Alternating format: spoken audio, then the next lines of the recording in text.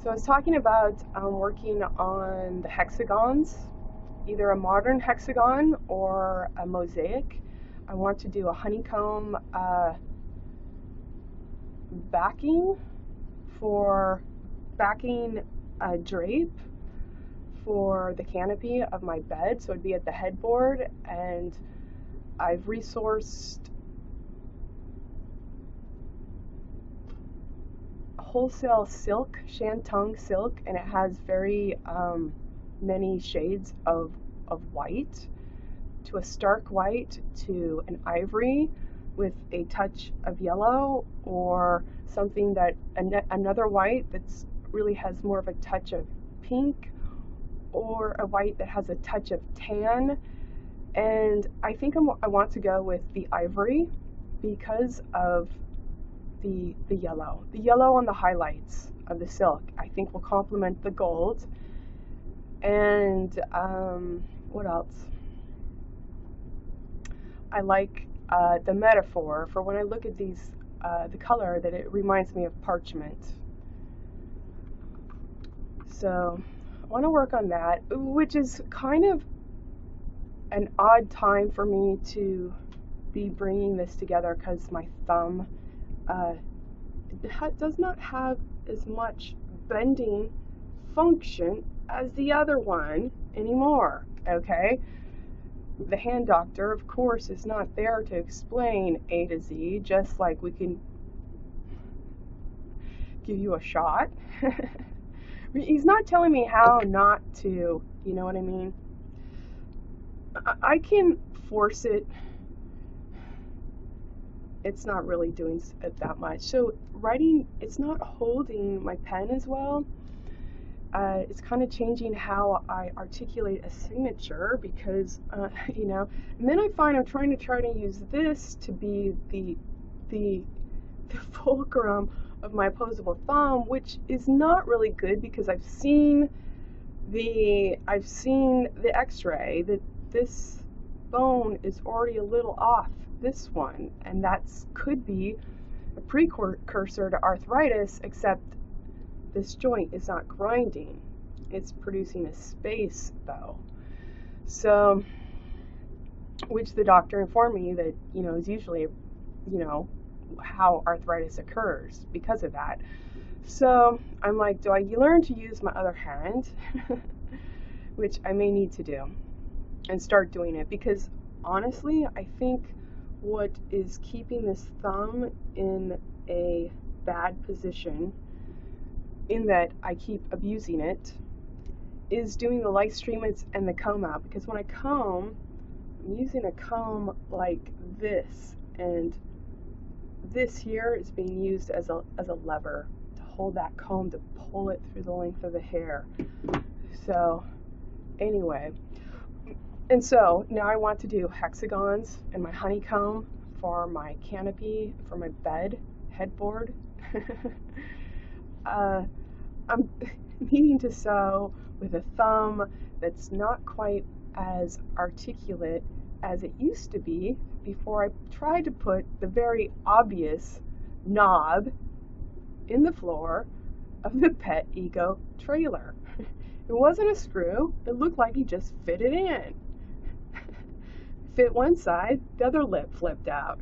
Put that side in, the other lip flipped out. And when I pushed really hard, my thumb wanked and yanked to the side and then swelled up. It's still, I don't know if you can see it from your point of view, but it's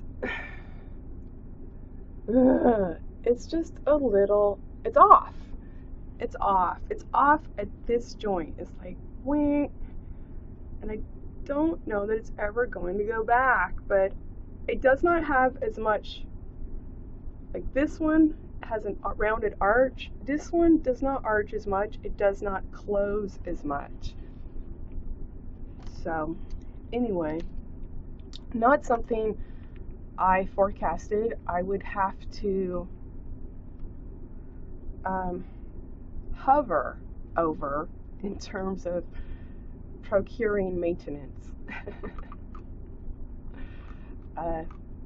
Anyway, I should become a left-handed user, I suppose, to see this through. To share the wealth.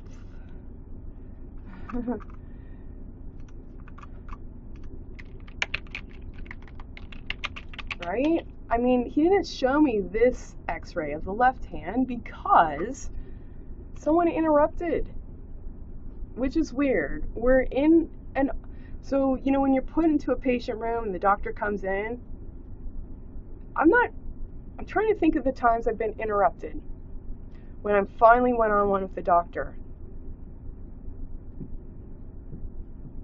where the doctor has to leave again and leaves me in the room. And I can't think of a time. So that was odd to me that someone was somewhat rather obsequiously opening the door. We need to, I have to, can I,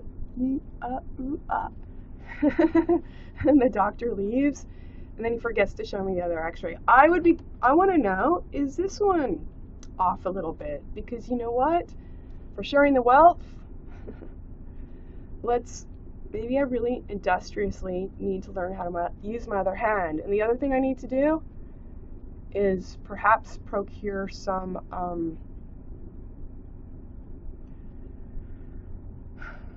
what do they call that? When you hurt something and you have to go see, not like an athletic trainer, but along those lines, where it's therapy. They're teaching you to use it again. So that's probably who I need to talk to. And I should try and see if I can do that. Because Sylvia is a person with a dog. I think her dog is Christy. And I used to see her walking around Back Bay. She's a profusive talker. If you talk about one thing, it branches off like this. So I've learned with Sylvia on approach to expect to have several branches just blossoming of conversation, and or to direct it in terms of, hey Sylvia, I need to get to work. It's nice seeing you. So, and I'm not expressing that as a put down. I'm just saying, you know what? I've met this person several times, and it's fun to visit. But if I do need to get somewhere, or if I do want to get to somewhere, I communicate that. But I saw Sylvia up there, where the hand doctor is in a building of other doctor offices, and she told me that there is a gym there for therapy. That's how she got into it. But since she lives up there, she was able to still go there after her therapy. And she likes it because it's clean, and it's, you know, basically, it sounds like she has it to herself. Anyway, that's probably where I need to go. As a start, can you do this? Is there something you can do to rehab this so I'm not prematurely putting it into arthritis, you know? So I would prefer my joints don't have pain, you know? So it's not really about,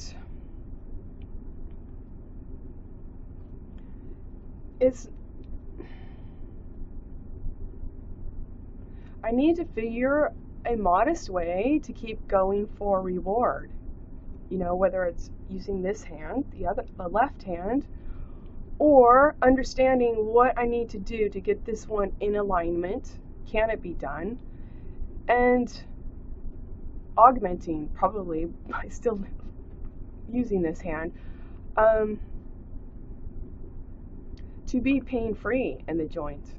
So right now, all it's saying to me is I'm abusing it on a regular basis. It's not healing, and it does not have full range of mobility. So anyway, video number 2.